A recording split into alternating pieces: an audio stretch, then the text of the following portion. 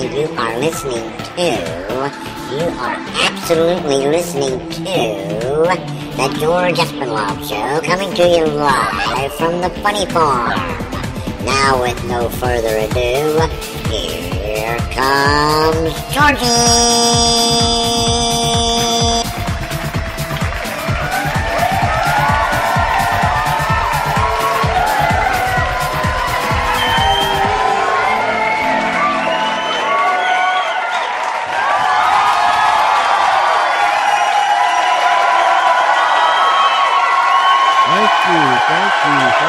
Thank you.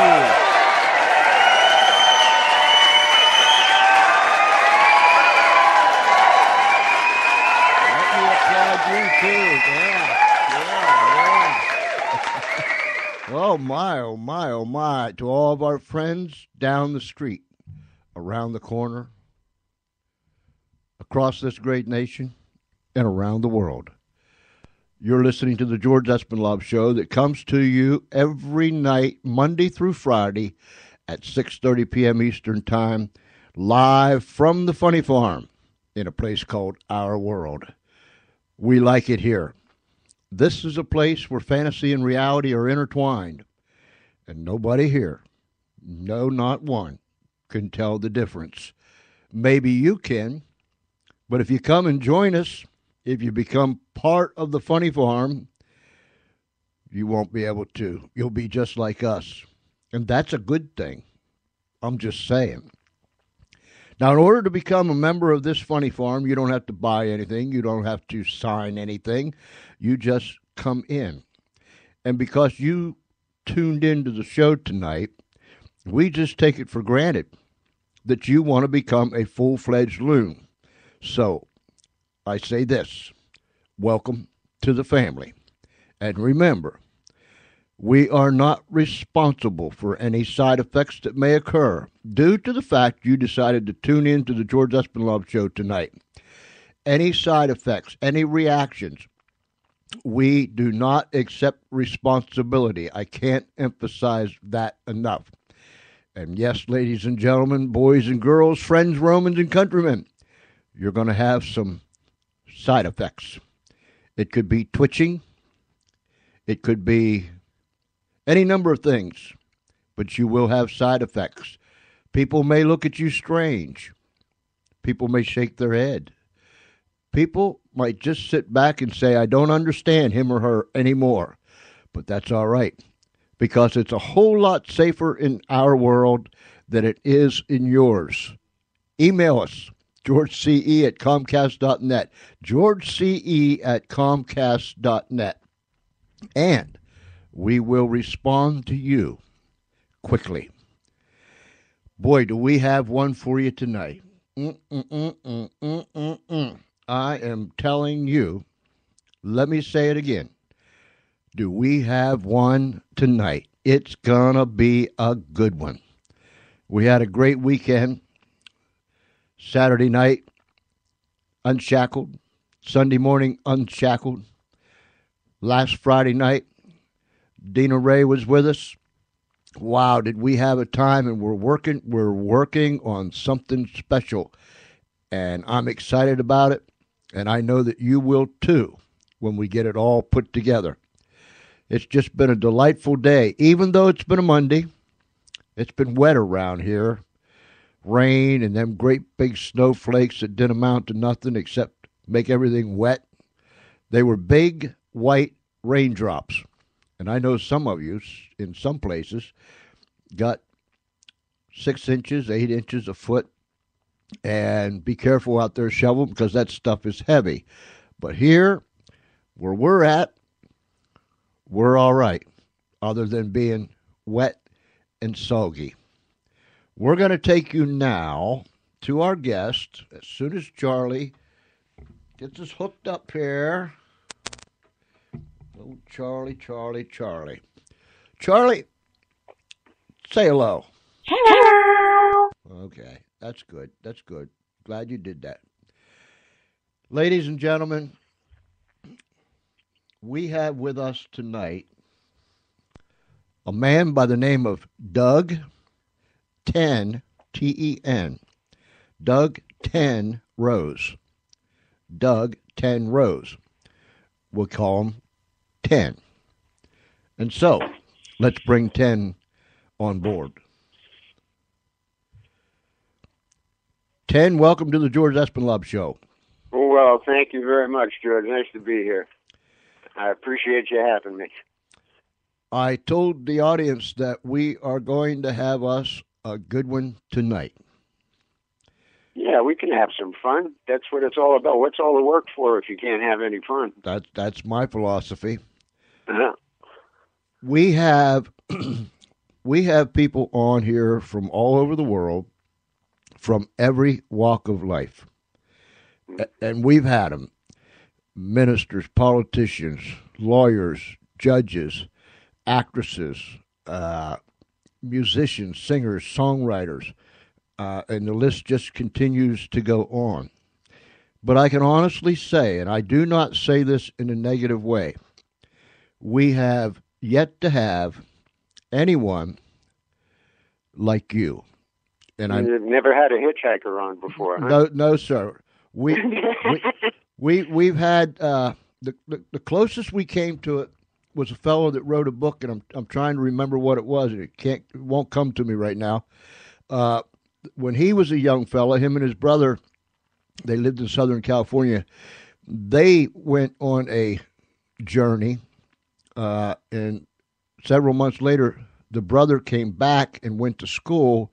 And the younger fellow, he just kept on going, and he had himself a quite a time. But he was down in South America running around.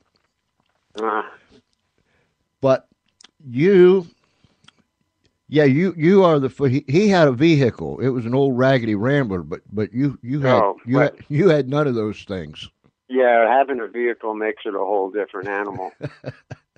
I mean, there's good and bad points to it. The obvious convenience, you don't have to stand out in the rain waiting for a ride to come along and so on. But if you're in your own vehicle, you don't get to meet the rest of the world the way you do if you're standing out there waiting for somebody who's good enough to stop and pick you up. Isn't that the truth? You wrote a book called I wrote Fearless, two, actually. Or the one that what was the first one? That Fearless Puppy on American Road was the first one, and Reincarnation Through Common Sense is the second one. And they're both out, or the second one's just getting ready to come out? The second one should be out within a month, and the first one is out. Actually, the revised edition just came out a couple of days ago. It's up on Amazon and Kindle and all of that now. Okay, so you can get Fearless Puppy on American Road. Right. And is it Doug Rose or 10 Rose or Doug 10 Rose? I think officially on the cover they say Doug 10 Rose. Everybody calls me 10 for a very long time now. That's short for a much longer name. I could explain it to you if you want. But, everybody's been calling me 10 for decades. But on the birth certificate it says Doug. Okay. Yeah, I can see on the cover, Doug 10 Rose. Yeah, 10 is actually short for Tenzin Karma Trinley, which I wouldn't ask anybody to pronounce. Could you say that one more time? Tenzin Karma Trinley. I got it, yeah. Yeah, Tenzin Karma Trinley. Yeah, I wouldn't ask anybody to pronounce that. I think Ten's a nice short name, but I like to remember it because this was back in 1981 or something. When you go through certain Buddhist initiations, they give you a Buddhist name, in Tibetan anyways. So this is a Tibetan name, and of course, they never give you a name like idiot who pukes on his own shoes or anything like that, They always give you some kind of big name to live up to so that you have to keep that quality in mind. So I had a friend who was the enlightened protector, and Tenzin Karma Trinley means the activity of the Buddha teaching. So I like to keep that in mind because, if you can end up just remembering what Jesus or Buddha or any of these great teachers said, then it's a good thing. It keeps you from being a jackass more often. Mm. So I like to keep it in mind. So I kept the name, but obviously you can't ask people to pronounce that. So 10 10 is a good short version of it. That makes a lot of sense, 10. Yeah, it's hard to be a jackass when you're walking around with a name like The Activity of the Buddha Teaching, you know? I could see. Yeah. Give us a little bit of background about yourself. I was born a poor black child. No, actually, that's Steve Martin. That's right. Yeah, I was born in Brooklyn, New York, and grew up around Coney Island, and grew up in the, psychedelic era, you might call it. And there was a lot more happening back then than psychedelics, of course, but people tend to refer to it as that often enough. For better or worse, all that stuff, as dangerous as it was, and I would never recommend the use of drugs or anything, because more often than not, it's like putting rocket fuel in a moped, Uh-huh. That's just not going to work out. But for better or worse, I survived it, and I got kicked outside of the box enough by the stuff that I did back then, especially the LSD, which I did a lot of, that I didn't have the normal frame of reference for what a person is supposed to do in life, according to regular societal standards. So the whole get a job, have kids, get a house thing, all my friends did it, but for some reason I just thought it was a better idea to get the hell out of where I was and start hitchhiking around and see something else. And it worked out so well that I just, up until like the past several, you get to a certain age and it's kind of rough to be dragging a duffel bag around on a road. Mm-hmm. And I am of that age now. But for quite a while there, I was just out going from place to place and meeting nice people, getting different jobs here and there. And, that's the short story there.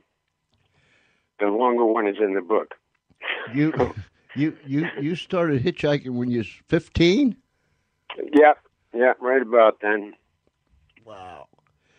Yeah. But, back then it was different, George.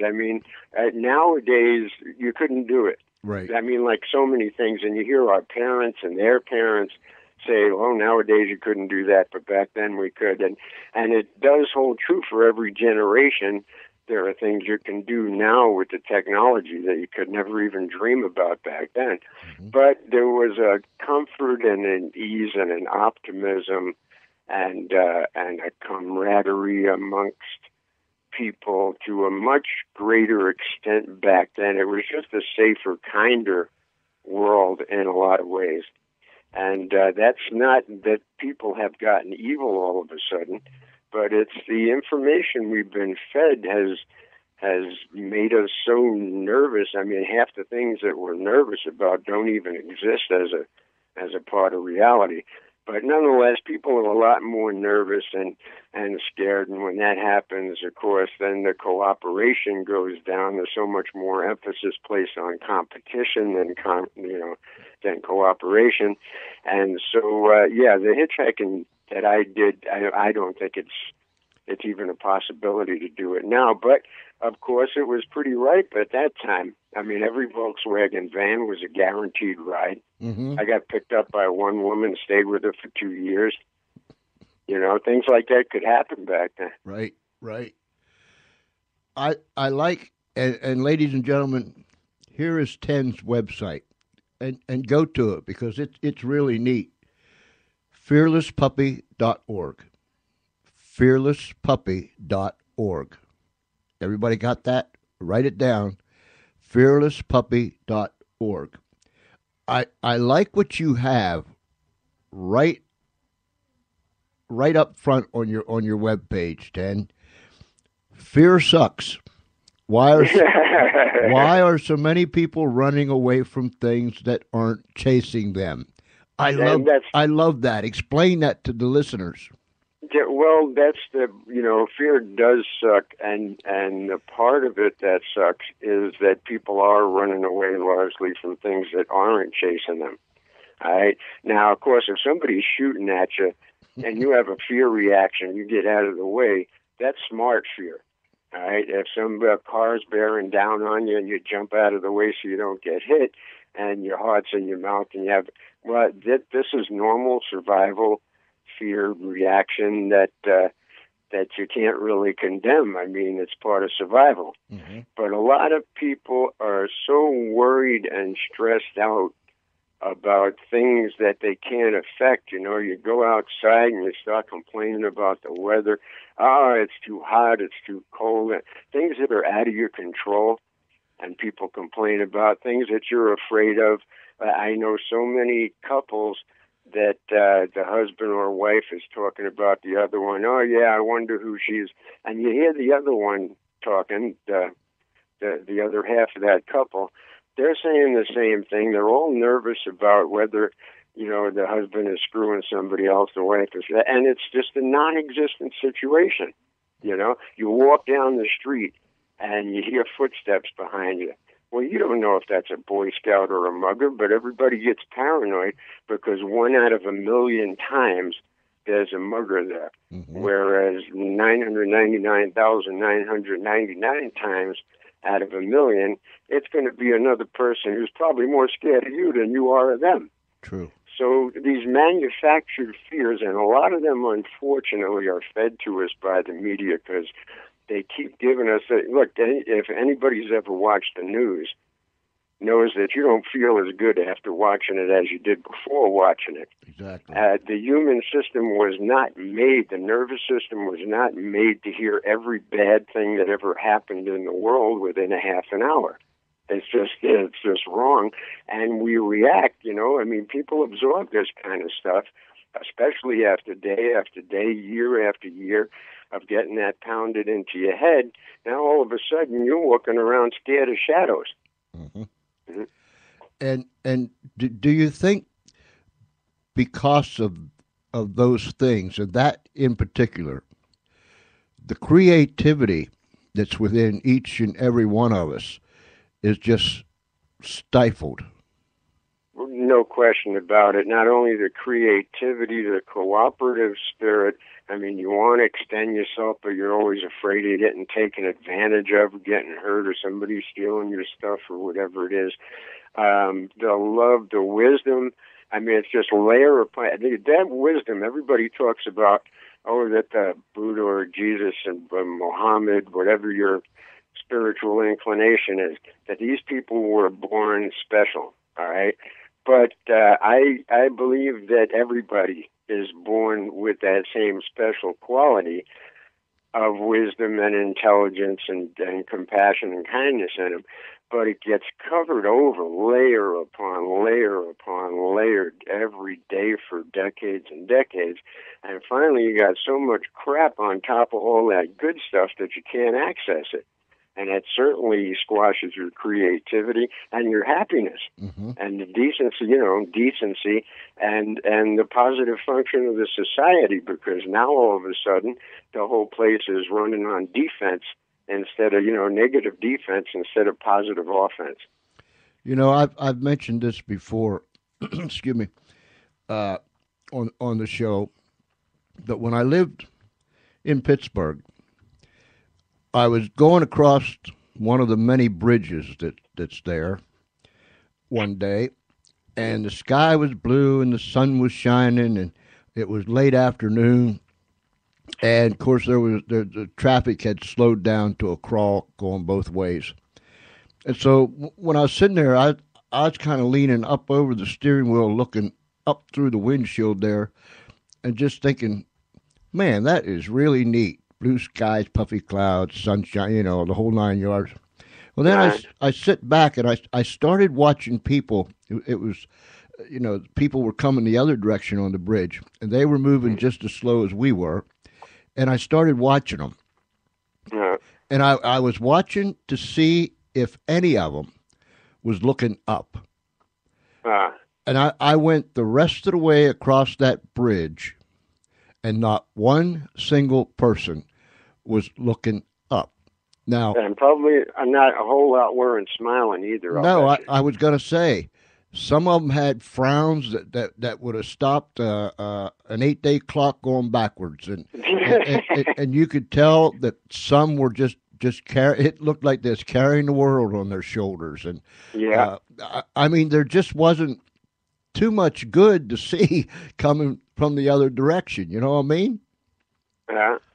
Yeah, I don't know. That's what I'm saying about the fear sucks and the imagined fear aspect is that most of the stuff that those people had on their mind, it's not like no food tomorrow, sorry, no water available, your best friend's going to die. It's all these small, really irrational in a lot of cases concerns about things that are really not important enough to ruin your life.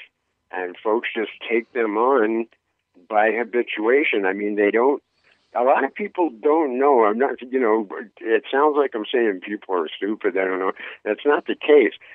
They're born into this society where they're constantly getting fed negative information from birth. It's like being in a wide river and you're getting taken along by the current, and you don't even see that there's a bank on either side that you can swim to. It's that folks don't have a concept. They think that this is normal, is the problem, I think. Mm-hmm. And we just have to, I think, redefine normal as a society. And when I say that, I'm not just talking about America, I mean the world. We have to redefine what normal is as a society. And I think a lot of those frowns will turn into smiles at that point. But to a large extent, this has to be done by each individual person, When I say redefine the reality, each individual person has to do it in their own mind.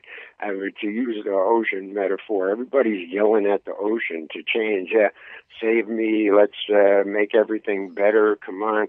But the ocean's only made up by the drops that are in it. Mm-hmm. And if the drops don't start getting more positively oriented, you will never see a more positively oriented ocean. So within the context of that metaphor, I think you see what I'm saying is that it's really people like to transfer the responsibility for what's going on to like somebody's supposed to save them, the government's supposed to do this for them, the church is supposed to do that for them, and all that's taken care of by other people. Unfortunately, that's not real. Right. That stuff doesn't get taken care of by external sources. If you want a positive change, well, who is it? Gandhi said, if you want to, be the change that you want to see. And there's a lot more weight to that statement than people give it sometimes. Grandma used to say, whoever it might be, people are making a mountain out of a molehill. Exactly. Things that's so trivial that, in Vietnam, we used to have a saying, and it stuck with me all through life. No matter what was going on, no matter how bad it was, what was happening, we would say, and we had a morbid sense of humor, but we would say, it ain't nothing. Yeah. And I've tried to keep that same philosophy through much of my life. It ain't nothing. So I don't get this done today. It ain't nothing. Yeah. I got a sister that has a similar expression. She says, it ain't no big thing, it's just another thing. Yeah. The sun will still come up tomorrow. Yeah. And it's not going to jeopardize any national security. I mean, it's just it's nothing. Yeah, and folks get so stressed out by the pace of their lives and what they're trying to do, and most of it they do just as well, like forgetting about it and not trying to do it. But so many people in our society are trying to put 10 pounds of stuff in a 5-pound bag. The seams are going to bust. You can't do nothing about that. Exactly. That's physics. I mean, and when you get that stressed out, that's when every little thing starts being magnified, and it looks like a big deal. Whereas if you could relax a little bit and take take it easy. I mean, that's why I find meditation to be real helpful as far as that goes. And, but you could just sit down and take a deep breath. You don't have to do anything formal. And relax a little bit, take it easy, and all of a sudden those, what look like big things, they turn into, not that much. I mean, it's not, if somebody comes to you and says, I'm sorry, there'll be no food tomorrow, that's, all right, well, you better start thinking quick, And if you're in Nam and people are shooting at you, hey, well, you got to stay on your toes over there, and there's a reason to stay awake, and even to a certain extent afraid. Mm-hmm. But most of what people are dealing with really doesn't have to be dealt with at all. And folks would be better off if they didn't deal with it and just relax a little bit more. When you we're so confined to this box, and you not only went outside the box, you slept in a few boxes, didn't you? Well, I did, but you're probably talking about that news article in the on the website where I did a couple of charity projects, and that one of them I went around, and it was in Boston, well, throughout New England actually, but I think that picture was in Boston, of me in a cardboard box doing a project to raise funds and awareness for homeless folks, So, that's the only one where I actually had a box with writing on it. And I tell you, I'm probably the luckiest hitchhiker that ever lived. Very rarely had to stay out in the street. I ran into wonderful people all the way along. And, except for one time that I almost got killed. But that's one incident out of a million is really not that bad. No, that's pretty good odds, yeah. Yeah. So, by and large, it worked out okay, and I was pretty lucky. Most homeless people, as I found out, because I lived on the street for a couple of weeks in Boston, in order to get the feel of it, while I'm doing this project, you can't really talk about something without the experiential knowledge of it. Mm-hmm. So I don't think, you can learn a bunch from books, but until you get that actual experiential knowledge, it doesn't really sink in. So I was living out there in this box and talking to the real homeless people out there. And, I really had it pretty easy compared to most of them. I had friends. These people had nobody in the world that cared about them. That, and after a while, you're out on the street for so long, and you don't even care about yourself anymore. So I was pretty lucky as far as that went. And my time in a box was mostly due to doing a project. But there are plenty of people out there living in boxes that aren't doing a project. They need a project done for them. And but that was kind of fun, but it wasn't as much fun as the bizarrety and the ironic nature of the other project that's in, well, there's a few of them, but the African Famine Relief Project there. That to me, there were so many times there that it struck me funny because the governor was involved, both senators were involved. I remember being on, having some paperwork to send to Senator Kennedy's office, and I had a panhandle on the streets of Boston to get the postage money in order to put the stamps on it. Mm. So it just struck me as I thought, this is hilarious, because the thing went through the whole Massachusetts State Teachers Union. They put it into the schools, AFL-CIO, the Patriots had it up on the scoreboard. Celtic sent somebody to the governor's office with us for the proclamation, and there I'm out there panhandling. It was just so I had to crack up, because there was a funny situation there. But even then, I wasn't living in a box. I had a friend's floor in Boston that I could sleep on, so I slept on the floor over there while that one was going on. When you were hitchhiking, what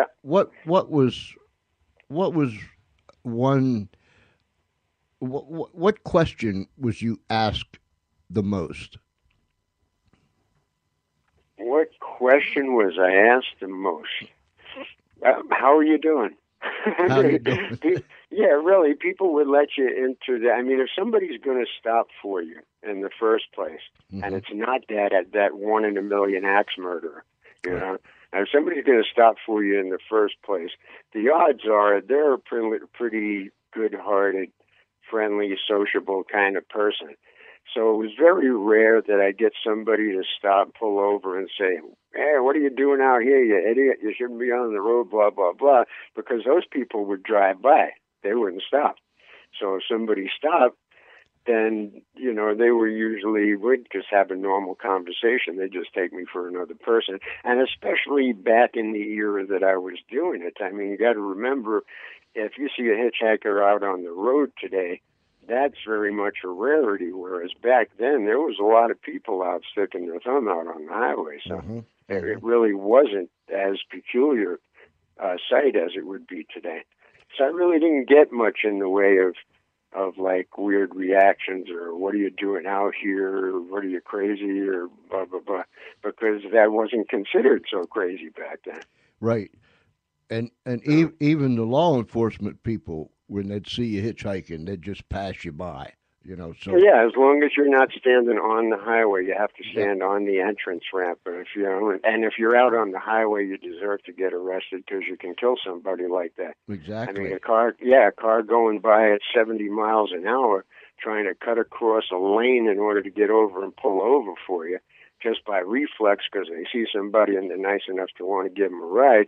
It could end up killing a lot of people. So really, a hitchhiker should not be out on the highway. But if you're on the entrance ramp and they're going 25 miles an hour and a place to pull over, so that's otherwise, yeah, the police would just, sometimes they'd even wave, and occasionally you get a hard ass that was in a bad mood or something. But by and large, they were just like everybody else, and people are people. Yeah. When you first started out, did you have any particular destination, or did you just go? Yeah, no particular destination. Well, my first destination was I got an interesting story about police actually giving me rides. But I wanted to get out of the city. It was a very bad scene there. I mean, my family scene was terrible. I was involved with actually dealing drugs, not just doing them. And I could see that there's only one place you end up if you stay on that road. Right. So I mean, there's very few people that last a long time doing that kind of thing. And so I just wanted to get out. So I hit the road, and where you going? I want to go upstate to get some bagels. As I started out going upstate to get bagels. But I didn't really have a destination in mind at all. It was more of an exit strategy than on my way to somewhere strategy. Tell us about the police story. Oh, well, there was a while there I was working as a counselor at a juvenile center. And they had it was a maximum security juvenile center in the state of Massachusetts. And they had all 16, 17-year-old murderers. I mean, the kids were basically waiting to go to adult court and spend most of their lives in the big house. They were just they're bound over, they call it. They're bound over to go to adult court when they turn 18, but they couldn't try them as an adult. But their crimes were too heinous to try him as a kid and let him get away with a year in a juvie joint. So they put him in this holding maximum security tank. So we were having trouble there, and I think it was an Easter, and I worked a triple shift because they just needed extra people, and a lot of people couldn't come in. So I'm on the bus going back to where I lived, which was a town about 30 miles away. I fell asleep on the bus and ended up in Lowell, Massachusetts.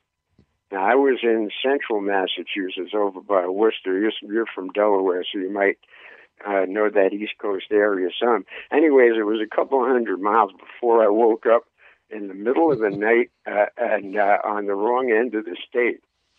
So I went and I flagged down a cop. I showed my card from the juvie joint. And I said, look, here's what happened, and these guys, the police are your best friends because they're always bringing the kids in when they catch them killing somebody and saying, well, we're glad to drop this one off with you. We don't want him anymore. So they actually, I got rides from like 7 different police cars from one town line to the next town line, to the next town line, to the next town line, and they call ahead and have another one waiting there for me from the next border, of where their legal jurisdiction was. And I get out of one car into another, out of one car into another, and I ended up getting a ride right home to the door. It took some doing. I was in and out of 7 different police cars, but I got to sit in the front. Well, that was cool. Yeah, I didn't have to sit in the back, so that was good. Yeah, you get put in the back seat. That would really make you wonder. That's a different story. Yeah, yeah, that's a whole different ride at that point. Ladies and gentlemen, Fearless Puppy on American Road by Doug 10 Rose. You can get it at Amazon.com. You can get it with I call it the hard copy. You can get digital with your Kindle. How about Barnes & Noble? Is it there too? I suppose we're just getting on the distribution now. I'm going to expand distribution, but I'd be surprised if it isn't at Barnes & Noble. Okay. Or anywhere else that you want to ask for it. As a matter of fact, the more people that go into stores and ask for it, if they don't have it, they'll order it because it's readily available now. We'll just begin. I mean, the book just got up on Amazon and Kindle like days ago, really, not even a week ago. So we're working on the marketing and distribution and now, which is, oh boy. Yeah. I mean, it's kind of fun. It's kind of fun because once again, I get to meet almost as many nice people as I got to meet hitchhiking doing this. But the fact is that writing 2 books was like a day at the beach compared to this marketing stuff.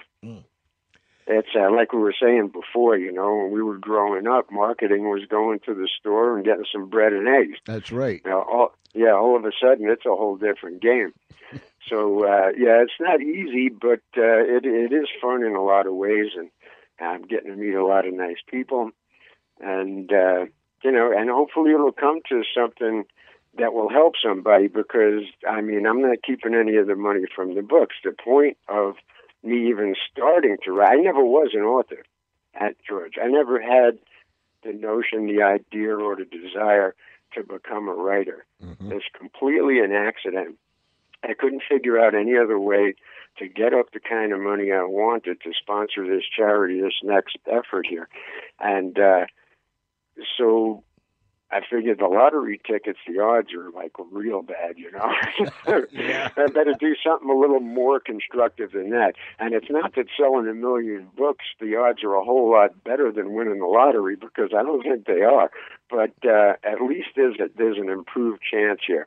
So it seems quite by accident I wrote a couple of real good books from what people are telling me, because I never had planned to write anything, and the only reason I started writing was to fund the project. Now, the project itself is about sponsoring an increase in the number of wisdom professionals on the planet, beginning with Tibetan monks and nuns and their causes, but certainly not limited to them. All right, and wisdom. Anybody who's devoting their life to bringing some smarts and positivity into the world, that's a rough enough job that they got there. And I don't think they should have to worry about what they're going to eat the next day or where they're going to live. So that's the whole point of all this, really. It's all about raising funds for a sponsorship of an increased number of wisdom professionals. And I'm hoping that, these people, once they go through the training and everything and decide they're going to dedicate their life to it, they got like 50 years of touching anywhere between 1 and 1 million people a day. I mean, sometimes they do videos and everything, and a lot of people see them. So the chance of this this increase in wisdom spreading out and doing some good in the long run for everybody, is what I'm actually pointed at. And the writing is just an accident that happened along with it. From what everybody tells me, the books are pretty good, but that isn't what I planned, really. What do you have a certain amount in goal, or is it just whatever is? I would like a lot. I mean, billion, trillion, gazillion dollars. Gotcha. Obviously, I don't know. That's a bazillion, gillion, trillion. That's certainly not a realistic number. But whatever happens is going to be good. It's going to be an improvement. And the larger the amount, the better off, obviously, that the project is going to work, and the more of an increase in wisdom that there will be in the planet. And again, that's going to affect everybody. I mean, obviously, the people who acquire this wisdom or are touched by it in some way, but even the plants, animals, environment, everything that is dependent upon the reaction of human beings. And let's face it, we're making the decisions here. Mm-hmm. I don't think an elephant is going to change the world. I don't think a mole or a bird or anything is good. It's up to people to do this, and that's who we are. So it's our job. And so that's what it's all about. It really never was about the books. It was always about the project. When you say wisdom professionals, could you define that for us? Anyone who devotes their life to making things more positive for other people. Mm. I think wisdom, if you want to define it, there's a million different definitions that probably fit pretty well. My particular definition is somebody that cares, that realizes that they need to care about other people and other living things as much as they need to care about themselves. Mm-hmm. Somebody that realizes that it's not all about me, and as a matter of fact, that's where most of the stress, fear, and heart attacks come from. Oh, that's the truth. Mm-hmm. Yeah, it's exactly the opposite of wisdom. I mean, people feel that, if I just get mine and the hell with everybody else and it doesn't matter what I do. But it turns the whole place to crap for one thing, and it turns the individual life to crap for another thing, because you're constantly worried about who's going to take your stuff, how you're going to gyp the other guy, and all of this kinds of stuff, So, so a wisdom professional would be somebody like, all right, a Tibetan monk or nun is a good example. Mm-hmm. So is, a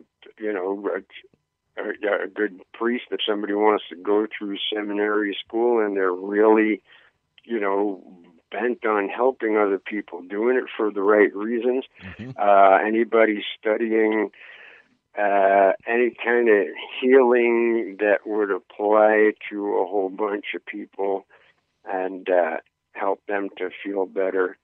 I mean, there's no end to the possibility. South American shaman, for crying out loud, I mean, anybody that's has wisdom as a business, helping as a business, mm-hmm.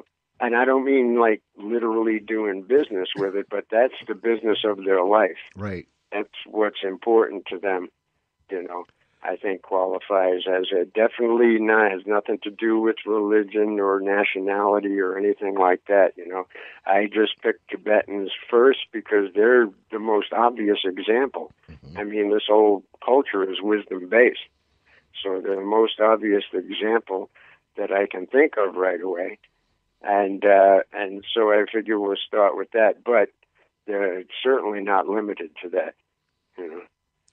When you was talking about people being so selfish, I'm going to get mine, and then they worry about this, they're afraid of this, and blah, blah, blah, blah, blah, blah, blah, and the stress. I told a young fellow one day, he said, you shouldn't work so hard, you're going to have a heart attack.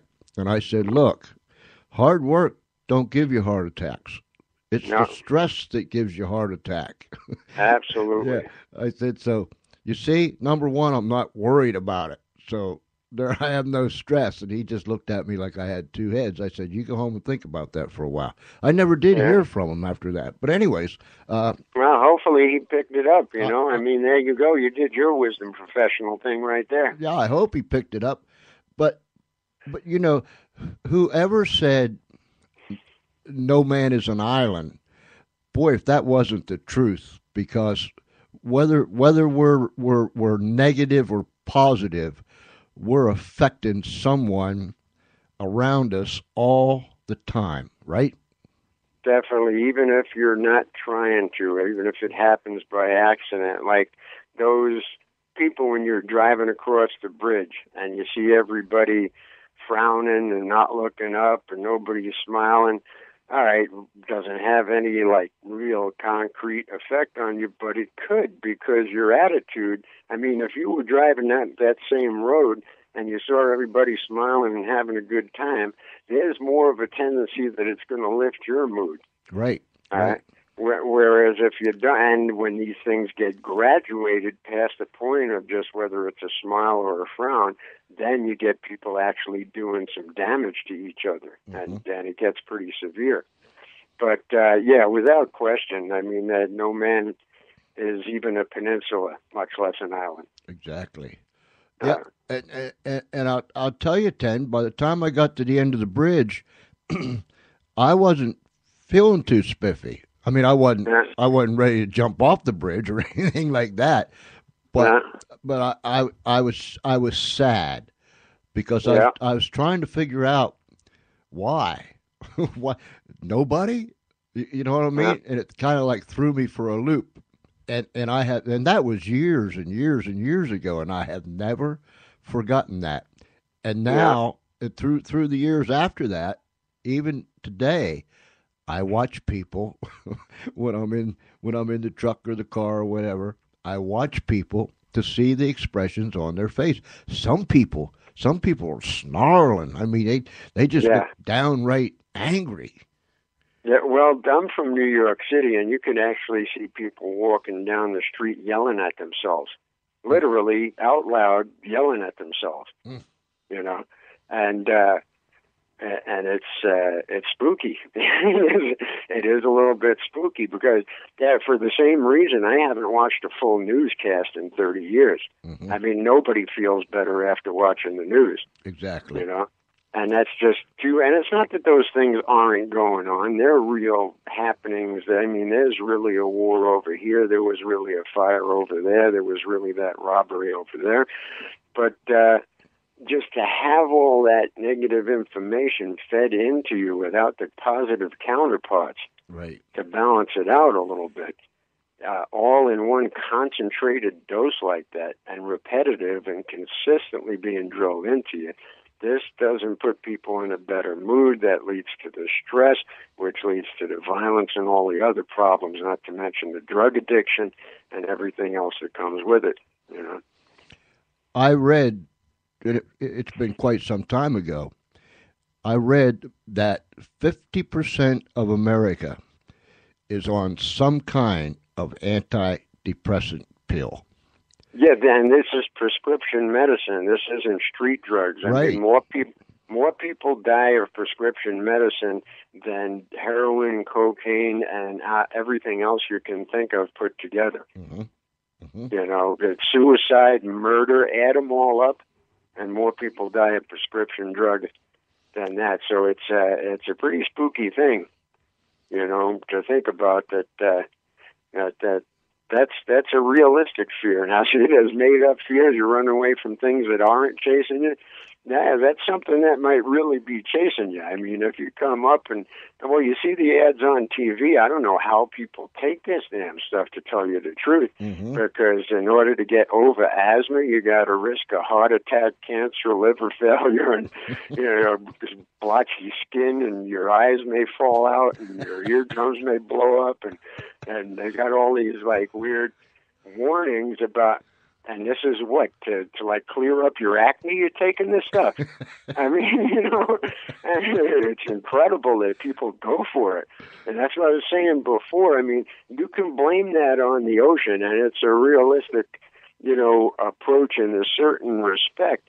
But technically speaking, it's up to each person to look at that and say, what, are you kidding me? Mm-hmm. I'm not going to do this. You know, these things obviously are not functional. They're doing more damage than they are good, and it's a higher risk than a benefit factor. So it's up to the individuals to go making those decisions. You know, going back, why are so many people running away from things that aren't chasing them? Mm-hmm. There are people that is running, and they have no idea. I mean, there are some that's running away because, as you said, they was programmed this and programmed that and told this and so on and so forth. But there's still others out there that's running, and they have no clue why they're running. Am I right or close or what? Yeah. There certainly are people out there, and it's like, they use that expression, he's lost in the woods. But Mm-hmm. it's kind of like being lost in the woods, and all you do is see the trees around. There's no road, no civilization. You don't know whether the east, north, south, or west is the way out, or the way into the swamps or over the hills where you're going to become buzzard fruit. And you just start panicking and running willy-nilly in any given direction. And that way you just wear yourself out and you get more stress, your resistance lower, and you have a better chance of meeting your end over there under those circumstances. So certainly there's a lot of folks that they're just running away from they don't know what. And I think I know what. I think I know what. I think they're running away from themselves. Mm-hmm. They're running away from that empty spot in there. They know something's wrong here, and they can't put their finger on it because they've been so conditioned. Once again, it's like being in the stream without being able to see that there's banks on either side to swim to, and you've been in that stream all your life and carried by the current. So there's there's something wrong with this. You're tired of swimming, and you want to get out and walk on land. There's definitely a problem here, but you don't know where to go or how to do it because there's just no concept in your brain. You haven't had that information. Oh, that's a good point. I like that.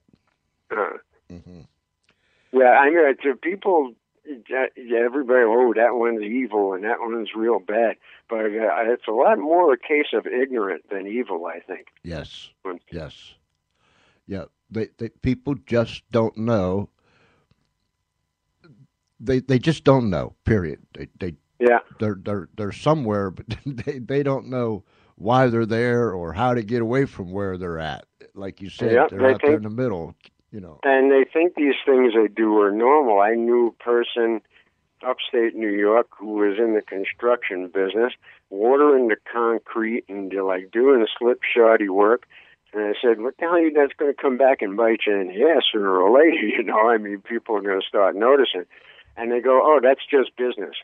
And they really thought that way. They think this is what I've been growing up. Business is you get yours and the hell with the other guy. And if you have that concept since birth, if that's the information that you've been fed from the very beginning, you really don't have an inkling that there's something, more moral and positive and realistic and functional, something that'll make you happier. Exactly.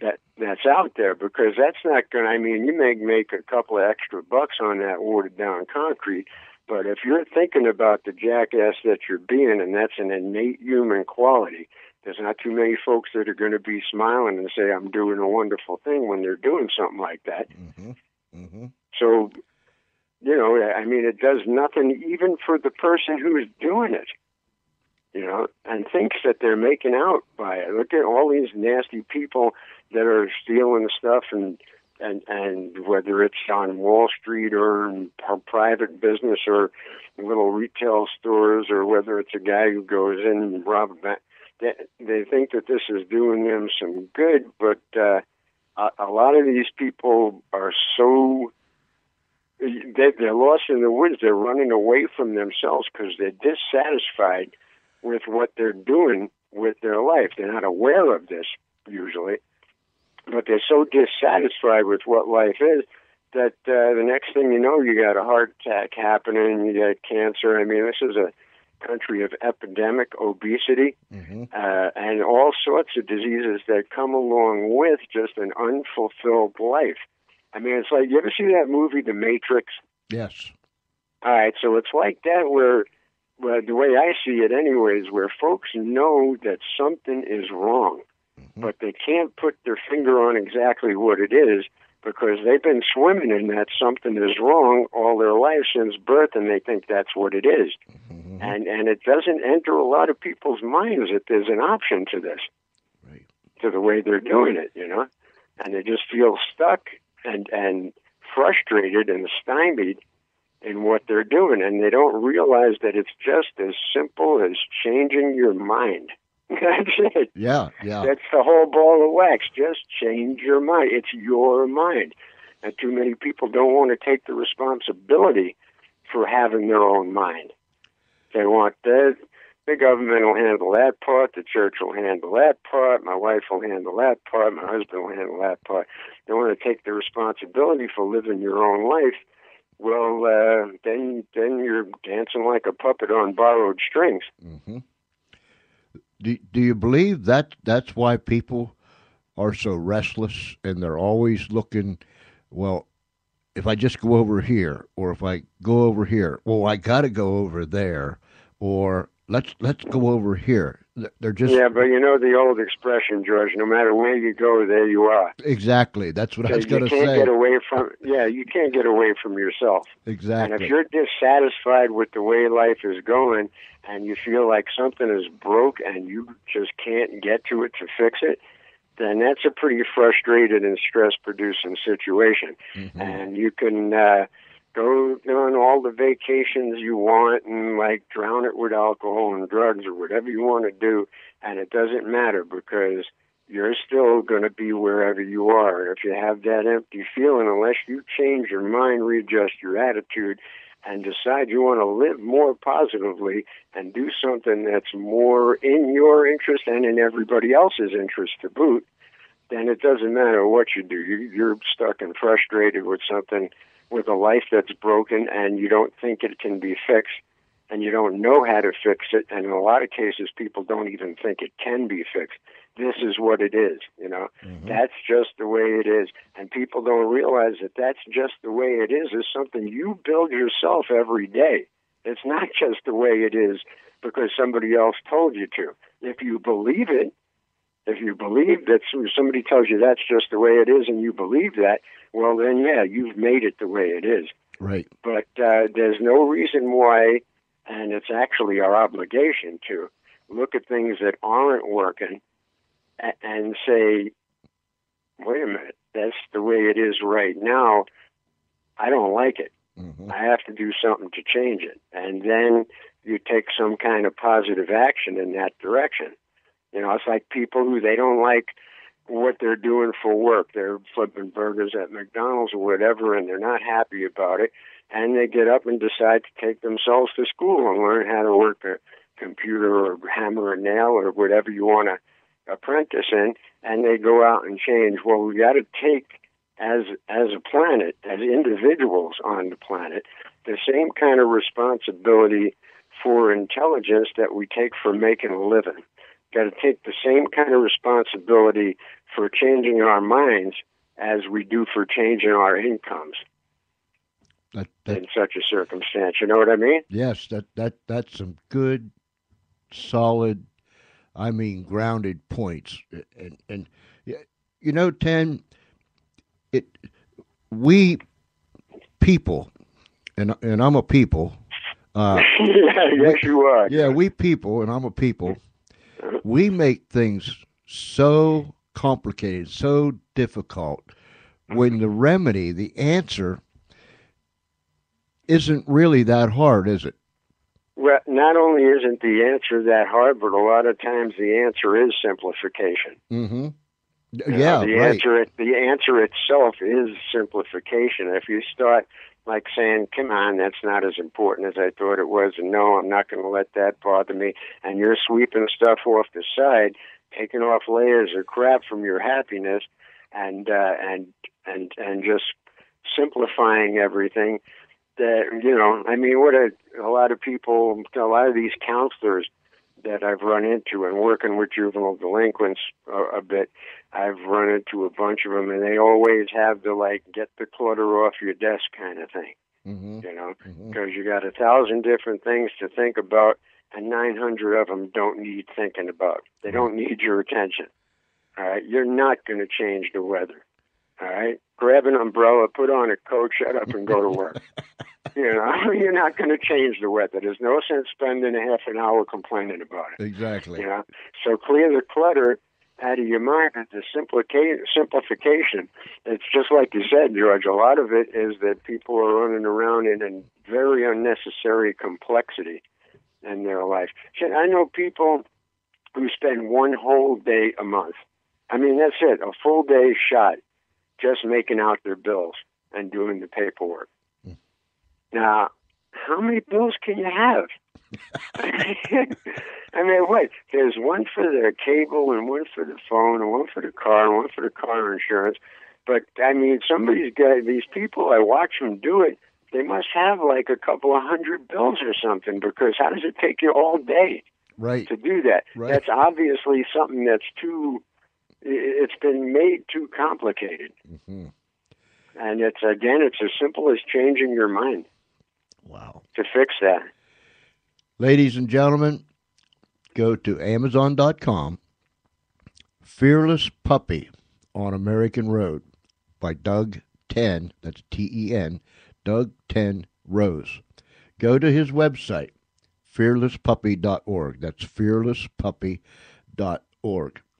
Yeah, we got stuff all over the place, George, since I learned about this marketing stuff. There's a Fearless Puppy Facebook page. There's a Reincarnation Facebook page. There's more information on LinkedIn, Goodreads, Pinterest. I wasn't, when we were born, there weren't any computers. Right. So I had to learn all this from scratch. You know, I didn't know anything but email. But, yeah, it's amazing what's out there. And I'm lucky to have people who can advise me as to what to do. So, yeah, the website is the main one, but, I mean, anybody who wants to bump into Fearless Puppy is going to be able to do it, because it's all over the place on the Internet now. Yeah, and on your website, there are links, there are tabs. For instance, the book, the project, the author, the media, sample chapters, video, buy the book. Every one of those tabs, if you bring them down, if you click on them, then you'll find links that you can bounce off of there to someplace else. It'll take you someplace else. So it's really pretty cool. Fearless Puppy on American Road and Reincarnation Through Common Sense.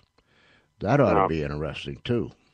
Yeah. Well, that was a pretty interesting one. Right. First of all, I have to give mention to the person who's responsible for that website and a lot of the editing and the layout. That's Althea, and she's been doing volunteer work for this project for not quite a decade, but pretty close. Just an incredible woman, and she's the one who put all that together. So I wanted to say that because she's just, without her, none of that would have gotten done. That's for sure. She's done a fine job. How about the artist work on Fearless Puppy? Oh, that's my friend Joe. My friend Joe, who I know since like the late 60s, early 70s. And he's an artist. He was an art major in college. And now he works the Meals on Wheels. He's head of the Meals on Wheels operation for shut-ins there in Ithaca, New York. And he's the one who did the cover art, and it really matches the book, all right, because it's got that feeling to it of being a little bit raw and childlike, and I've had a couple of people mistake this for a children's book, and boy, it certainly isn't. But I think Joe really captured the spirit of the book on that cover over there. Before I let you go, Ten, I have to ask you this. Okie doke. On the website, it says, see our 5-star reviews at Amazon.com. And immediately under that, there's a list. And it says, you will meet a man who is his own uncle, and so on and so forth. Right. But look, I got to ask you this. Lesbian musicians playing a rock concert for the deaf. It's a true story. It's a true story. I'm not kidding. I got to get this book. I got to get this book. It's in the book, but I'll tell you a little bit about it. I got picked up by these women, and they ended up taking me to the show, and like I didn't believe it. You know, I said, "Oh, so we're going to," and they said, "We teach at a deaf school, so we're going to go do a concert for that." And I said, "Oh, so you're going to do a concert for like patrons to give contributions, or for the relatives of the people who go to the school there?" And they said, "No, we're giving a concert for the deaf people." And there was 5 lesbians in the band, a very good band, a very good rock band, and as it turned out, and they were actually playing. And these people who couldn't hear were up there dancing, and they could feel the vibration of the music for one thing. Uh-huh. They can see, you know, so they can feel the vibration. And these were mostly people who weren't born deaf. They had become deaf during their life. Mm-hmm. So they had a reference point for sound and music anyways. And what amazed me was that there was people dancing to the beat. They were staying within the framework of the tune better than a lot of people with hearing that I've seen try to dance. That's incredible. So, it's incredible. And we had a full, I mean, they sat me down with this particular couple. We had a full conversation. I could tell you how many kids they had, what happened in the accident, where they went to school, everything else. And I managed to communicate to them all the particulars. And this was obviously done without sound. Wow. You know, it's a true story. Mm. Yeah. Get the book, ladies and gentlemen, Fearless Puppy on American Road by Doug Ten Rose. Wow. That's incredible. If for nothing else, ladies and gentlemen, boys and girls, friends, Romans, and countrymen, get the book for that story all by itself, because that is incredible. Well, I hate to say it, George, but there's a couple of stories that are even stranger than that one in there, and they're true to boot. Cool. Cool. I got to get this. Ten, you know, I'm sure glad you reached out to me, buddy. Oh, it's been my pleasure, George. It's really been nice talking to you, and anytime, if you want to talk again, then give me a call. You got the number. I'll do that, bud, and I'll push your website and your book. I've got the link on our show page, and I'll keep telling folks how to get the book and your webpage. Wonderful. I very much appreciate it, and it's been my pleasure. If you ever get a gap in the schedule, let me know. I'll do that, sir, and let's keep in touch. Yep, it'd be my pleasure. It's been great speaking with you. Thank you, Ten. All right, thank you. Have a good one, George. You too. Bye-bye. Bye. Incredible. Oh, look, you got to... Let me read this to you, because that was just one thing. Listen, in this book, Fearless Puppy on American Road, you will meet a man who is his own uncle, specialist in smoke, mirrors, and invisibility, Buddhist wisdom, Christian ethics, Jewish ritual, lurid sex, family values, oxygen orgasms, heavenly hell's angels, phony preachers, domestic violence, domestic solutions, racist killers in America, Canadian race wars, Native American wise men, angelic witches, benevolent heroin addicts, magical birds, lesbian musicians playing a rock concert for the deaf, the musician raised by a multi-ethnic group of prostitutes, martial artists battling neo-Nazis, and the modern-day Robin Hood. All manner of sinners and saints accompany this amazing true story that reads like a fantasy. Fearless Puppy. This is what Doug 10 Rose wrote about with his experiences of On the Road. Fearless Puppy on American Road by Doug 10 Rose. Go to Amazon.com and get that book. I believe it'll be a real treat. That is fantastic. I'll be right back after this.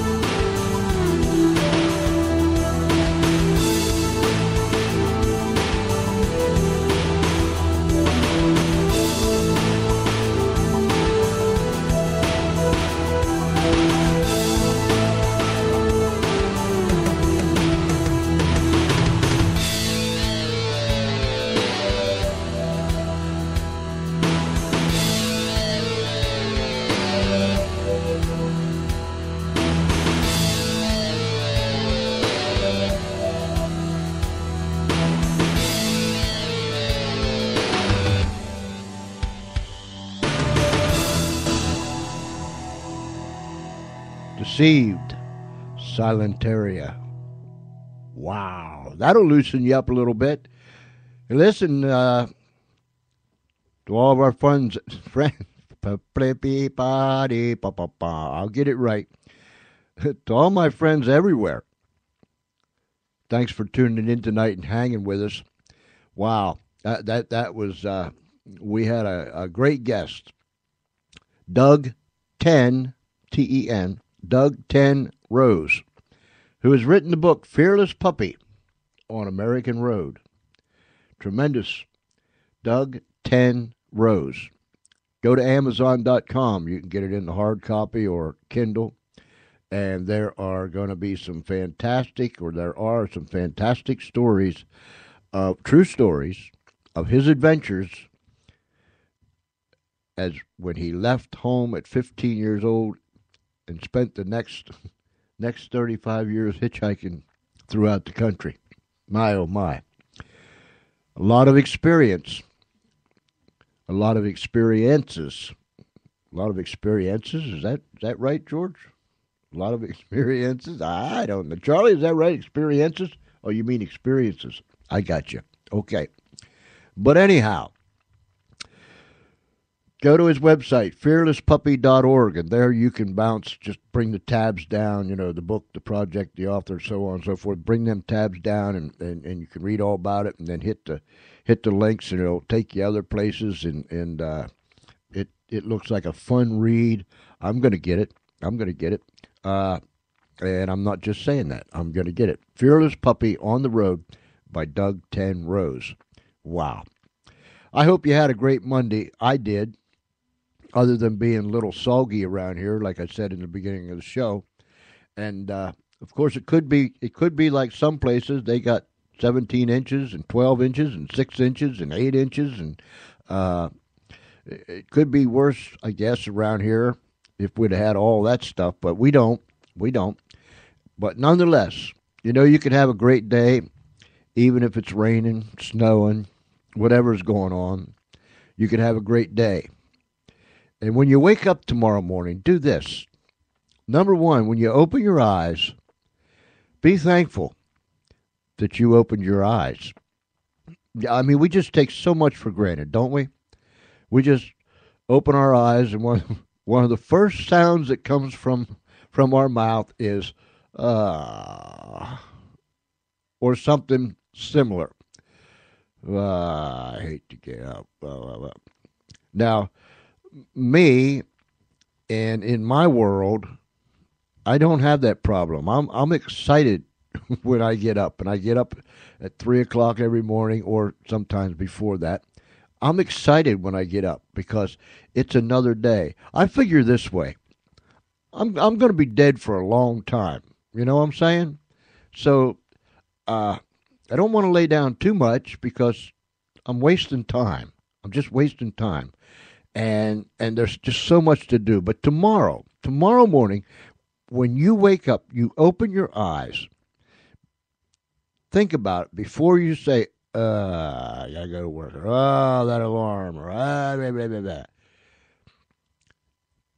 Just lay there for a second, take a deep breath, and be thankful. Be thankful that you woke another day. And who knows, tomorrow might be the best day of your life. Don't get up and go out facing tomorrow. Oh, I gotta go here, I gotta go there. It's going to be the same old stuff, just a different day, and blah, blah, blah, blah, blah. We've all done it. But try to stop yourself, because tomorrow could be the best day of your life. You just don't know what a day is going to bring forth. It could be the most exciting, prosperous, best day that you've ever had in your entire life. So approach it with those thoughts. Throw all the negative things out. Approach it with those thoughts. And you'll see that things will go a whole lot better.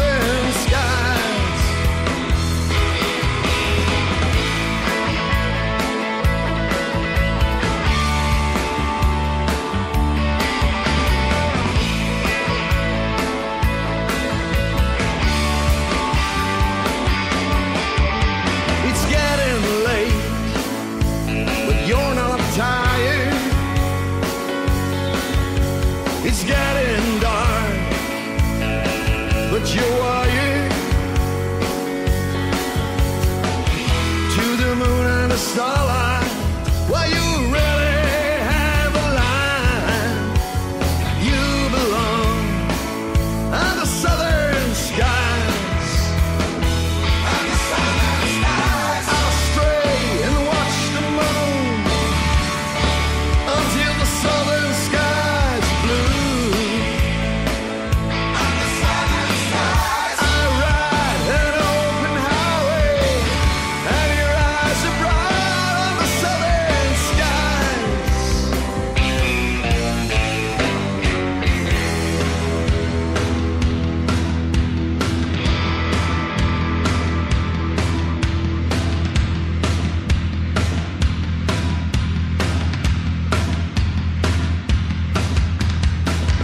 'Dream on, it's not time to go.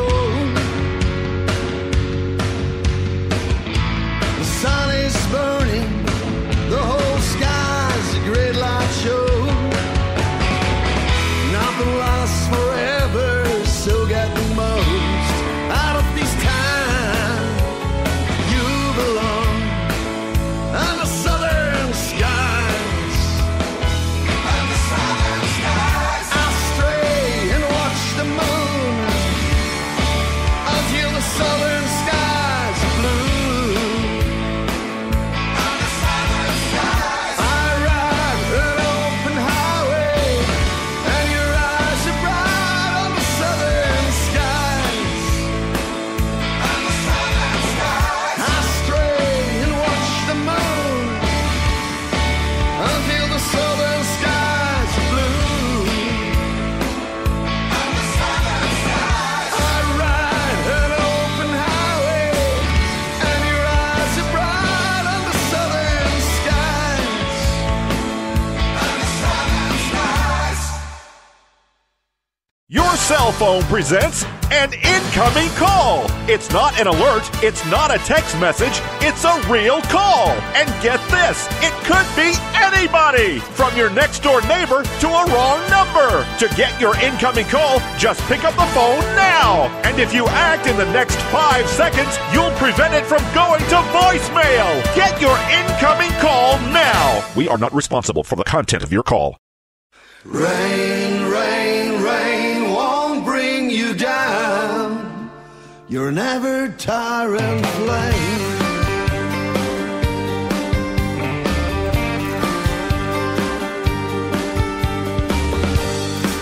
Hey, there's a smile upon your face that shines of hope over an emptiness, over the tired days of loneliness that I've seen many times. You bring shelter from the storm. You've been a hero in turning tears into laughter. It goes on and on and on. Rain, rain, rain won't bring you down. You're a never-tiring flame. Rain, rain won't bring you down. You're never tired.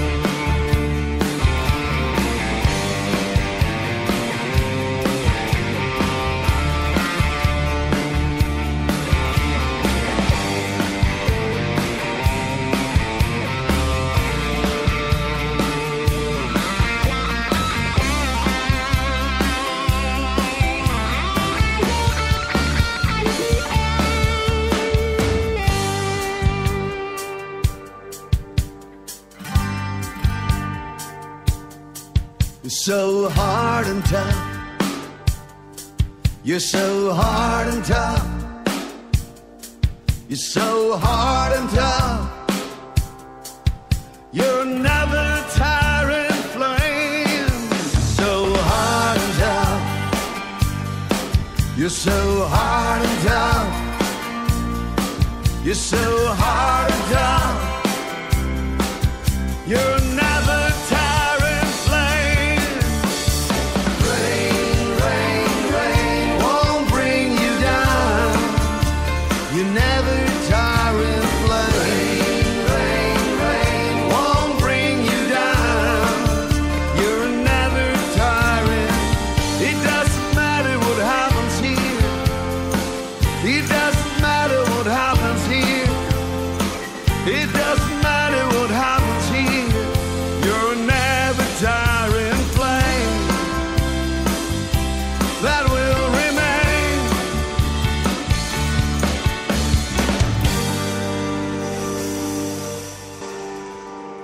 remain. Robert Walker and the Century Band, Never Tiring Flame.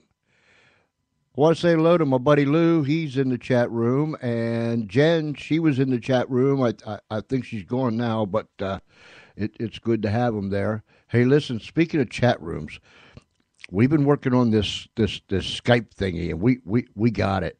I mean, we got it. We got it. And soon as everybody can get themselves together, excuse me, we are going to do a whatever is it called? What's it called, Lou? A test, a test. So, and we're going to have us a good time doing it.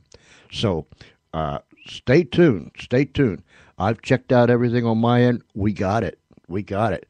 I sent the thingies off to Harry, and he's going to get it. That he's going to get it. And so we're you just wait. You just wait. Anyhow, it's gonna be fun. Whew. You know, there comes an end every single night. I hate that. I do too, Lou. I love Skype. Lou said I love Skype. I do too. I'm finding out more and more about this. What an instrument. What a tool. Wow. Now listen, ladies and gentlemen, if you don't have Skype on your phone or your laptop, your desktop, your tablets, whatever device you got, if you don't have Skype, put Skype on there. Wow. You know, you Skype to Skype all around the world. Free. Free. Absolutely free.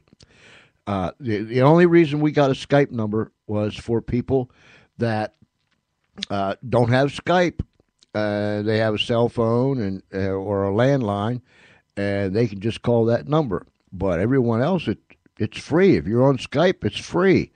And wow, you can't beat that with a stick. Skype is cool. So get your Skype. And if you do have Skype, but you barely use it, find a way to use it because it's a lot of fun. Where was I? I lost my train of thought. My train fell off the track. My train fell off the track.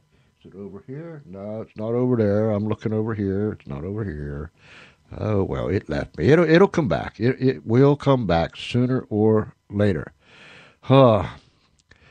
And Lou, you know, he talks to somebody way out there in Idaho. How about that? Huh? And it's just like they're sitting in front of you. Because it's just so cool, I'm telling you, and we're gonna have the capabilities of, as our guest is here, you're gonna be able to call in. The only thing that's stopping us is we just haven't done it yet.